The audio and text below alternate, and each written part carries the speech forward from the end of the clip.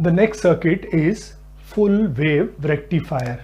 Second one is full wave rectifier. Okay, in a full wave rectifier, instead of one diode, we will be using two diode, and instead of using an ordinary transformer, we will be using center tap transformer. I have already told you about a center tap transformer. Okay, so there is a primary coil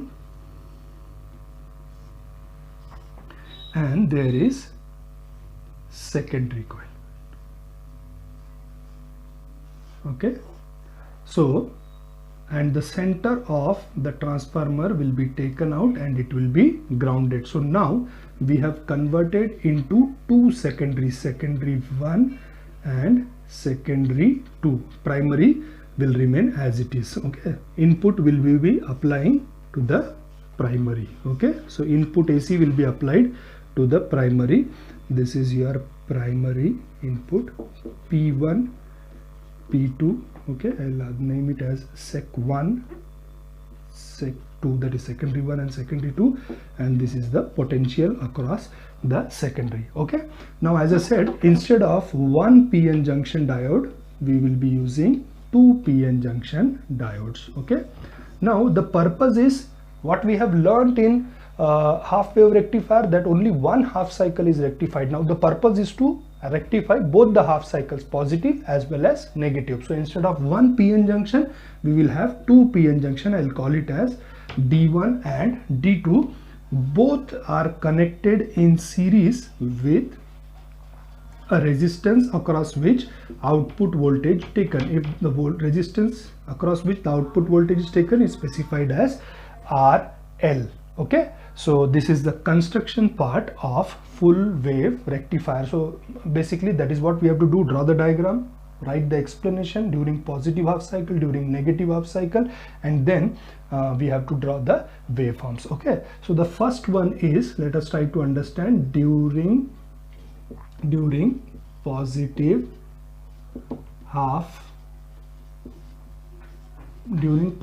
half cycle. What happens during positive half cycle? P1 is positive, P2 is negative. Similarly, therefore S1 is positive, S2 is negative. Now I don't need to tell you why during the positive half cycle P1 is more positive and P2 is negative, whereas S1 is positive and S2 is negative. Now you have understood the working of a transformer. When current flows through the primary, magnetic field will be produced. Magnetic field will induce current into the secondary. The current remains, direction of current remains same. The amount of current will depend upon the number of turns. Okay, so the polarity will also be same only. Okay, so S1 is positive, S2 is negative. Now look at these two diodes. The negative terminal of both the diodes is connected through a load resistance to ground. That means negative is already connected to negative. For D1, what happens is, now we can say this is the condition: S1 is more positive as compared to S2. So D1, for D1 P is connected to positive, for D2 the P region is connected to negative. So out of these two diodes, for D1 P is positive, N is grounded already. For D2 P is connected to negative and the negative terminal is grounded. So out of these two diodes, D1 is forward bias, D2 is reverse bias. So if this is the condition, what happens is, how the current will flow? It will flow from positive terminal of S1 through diode D1. It will come up to this point. यहाँ आने के बाद में distribute होना चाहिए, but D2 is reverse bias. No current can flow through D2. So all the current will flow through load resistance to ground. So direction of current will be like this: S1, D1, RL, ground. And how the direction will be? Positive to ground. Okay, positive to ground. Okay, so in the first half cycle, secondary 1 is used, half of the secondary. What we have done is, the entire secondary is divided into two parts. Center tap, in center tap we have the center of the transformer is grounded, so we have converted into two secondaries. So during the positive half cycle, secondary 1 is used and D1 is forward bias. Okay, next we will try to understand during negative half cycle. During negative half cycle, of course, the direction of current will change. Now P2 will be more positive as compared to P1, therefore S2 will be more positive as compared to S1. Now what happens is, see the diode condition. Now for D1, P region is connected to negative, N region is connected to ground, and for D2, P region is connected to positive and N region is connected to ground. So now what happens is, D1 is reverse bias, D2 is forward bias. Resistance offered by D1 will be very large, resistance offered by D2 will be very small. So now how the current will flow?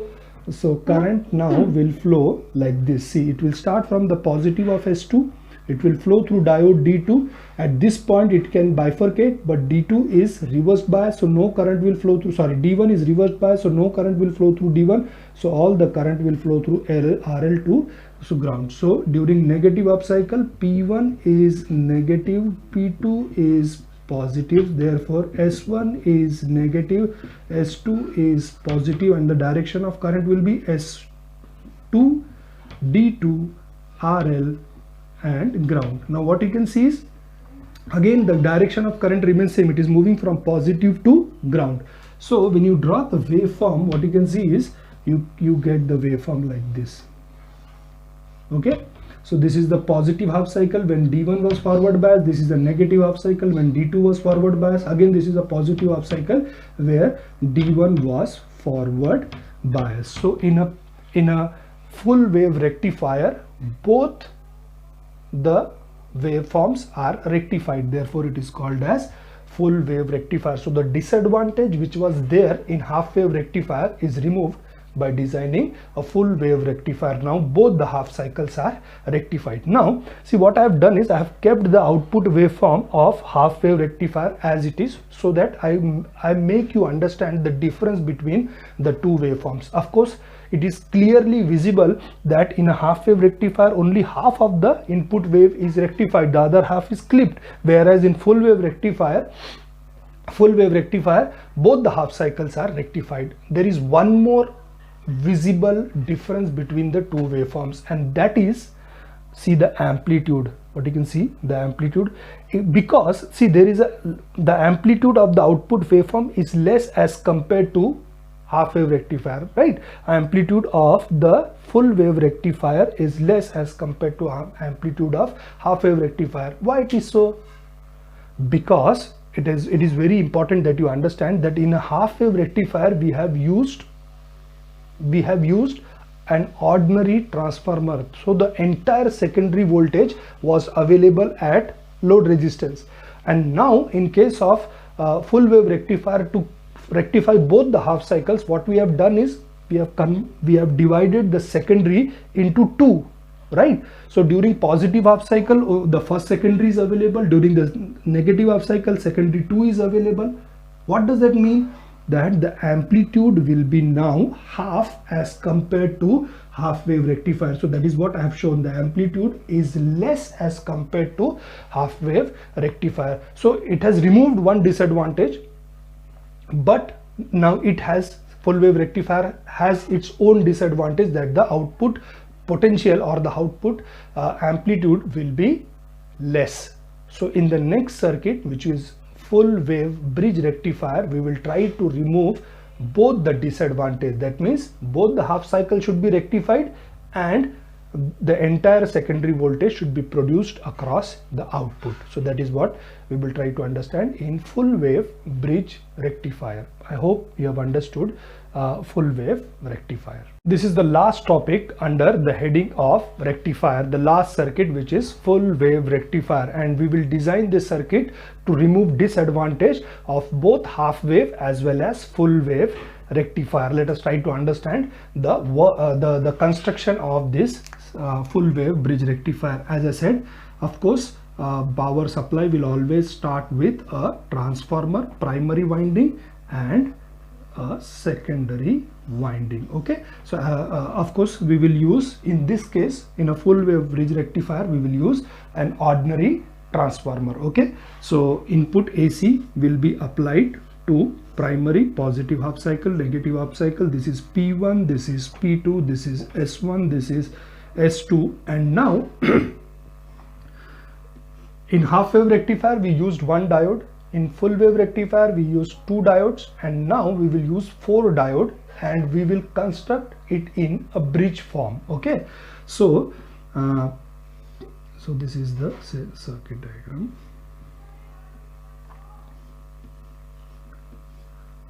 Four diodes has to be designed.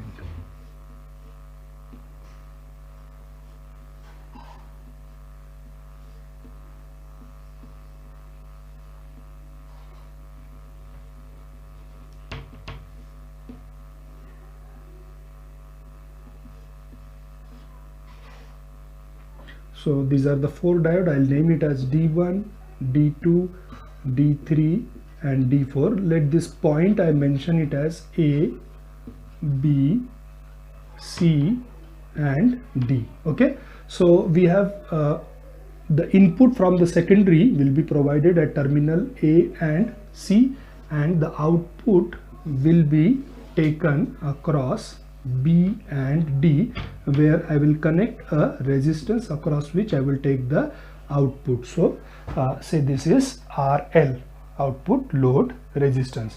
Now we have to understand the working for two different input AC waveform.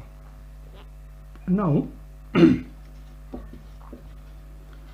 during positive half cycle, again we know P1 is positive, P2 is negative, S1, therefore S1 will be positive and S2 is negative. So that is what we will mention here. P1 is positive as compared to P2, S1 is more positive as compared to S2.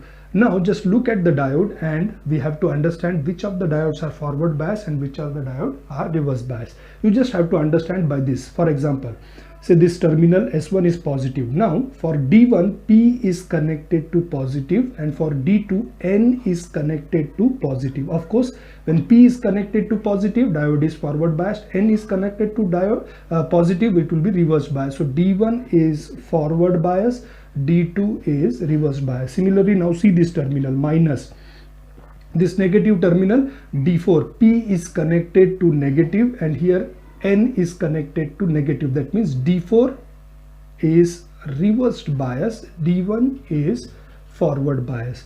Okay, so this is the condition. D1 and D3 is forward bias, D2 and D4 is reverse bias. I hope you have understood. Just look at one polarity and just check P connected to positive, here N connected to positive. Of course, N connected to positive cannot be forward bias, so it will be reverse bias. P connected to positive is forward bias. Similarly, for the other terminal, you have to decide. So according to this bridge, what we can see is D1 and D3 is forward bias, whereas D2 and D4 is reverse bias. So during the positive half cycle, how the current will flow? Current will start flowing from S1. Okay, so it will be like S1, which is the positive terminal. Then I will draw the diagram so that you can understand.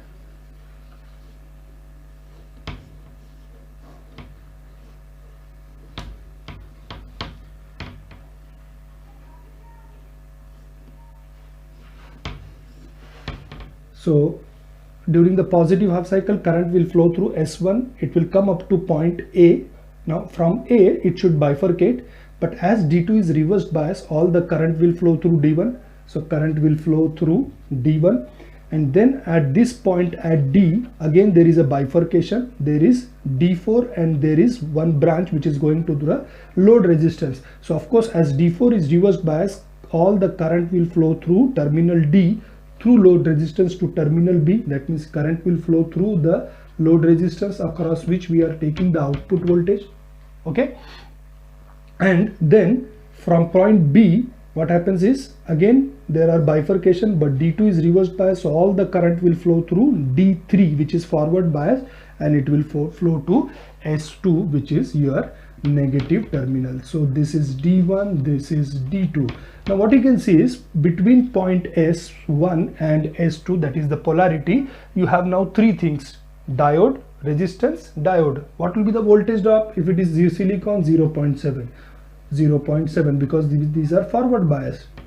So if there is 12 volt at the input of the secondary, only 0.7 and 0.7, that is 1.4 volt will be dropped across the diode. Entire 10.6 volt will be dropped across RL. So we say almost the entire secondary voltage will be dropped across the load resistance. Okay, so when you draw a waveform, say this is the input AC waveform VAC with respect to T.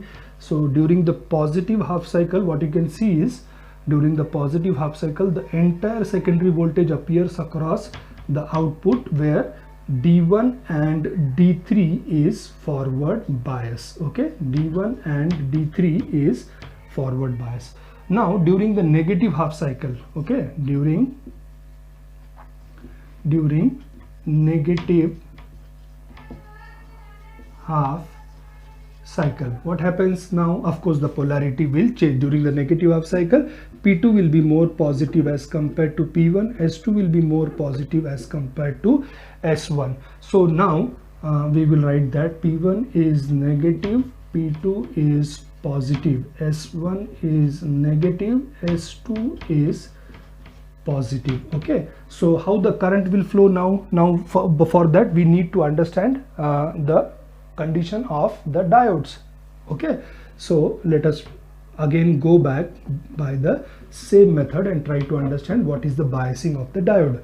Now the S1 is negative, P connected to negative, reverse bias, N connected to negative, forward bias. Okay, so D1 is reverse bias, D2 is forward bias. Similarly, positive terminal P connected to positive, that means this is forward bias, and P connected to negative, reverse bias. So now what happens is during the negative half cycle everything has changed. D1 and D3 now is reverse bias, D2 and D4 is forward bias. And how the current will flow? See, it will start with S2, that is positive. Direction of current will remain same, S2 positive. It will flow like this up to point C. And now D3 is reverse bias, D4 is forward bias, so all the current will flow through D4. Okay, so it will be like this. This is the diode and the current will flow through D4. And then at this point D1 is reverse bias, so all the current will flow through terminal D through RL to B. That means current will flow through the load resistance. Okay, and then from terminal B again D2 is forward bias, D3 is reverse bias, so all the current will flow through D2 to S1. Okay, so this is your D2 and this is S1. Okay, this is RL across which the output voltage will be taken. This is D4 and this is S1. So now again direction of current remains same. It is going from positive to negative, but the direction now has changed from D4 RL D2 to ground. Again two diodes are connected in series with the load resistance. The voltage drop will be around 0.7 and 0.7. The remaining entire voltage will be dropped across the load resistance. So we say the entire secondary voltage will be produced across the output. So in this negative half cycle, when it is rectified, D2 and D4 is forward bias. Again when there is a positive half cycle, D1 and D3 is rectifier. So in case of full wave bridge rectifier, both the half cycles are rectified. Okay, both the half cycles are rectified and the entire secondary voltage will be produced across output. We are not dividing, we are not using center tap transformer, we are using only ordinary transformer. So the entire secondary voltage will be produced across the output. So amplitude also, the strength of the signal or the power factor at the output also increases with full wave bridge rectifier, which is the most widely used rectifier for power supplies. So I hope you have understood all the three circuits. Go through the video again so that you can understand it properly, and in the next class we will try to understand. We will do few numericals based on rectifiers. I hope you have understood. Thank you.